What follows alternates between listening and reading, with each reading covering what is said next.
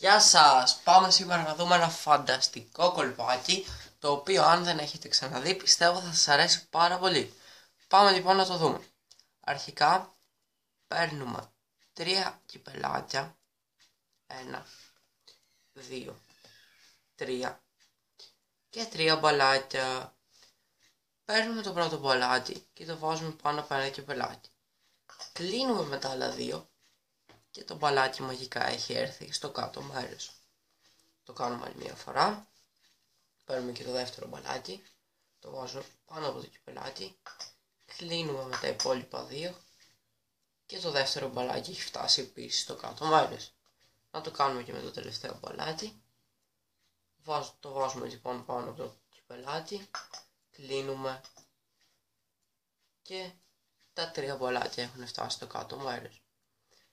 Πάμε ωστόσο να το κάνουμε με ένα έτσι λίγο διαφορετικό τρόπο. Θα πάρουμε τα 3 μπαλάκια και θα κλείσουμε το καθένα με ένα κυπελάκι.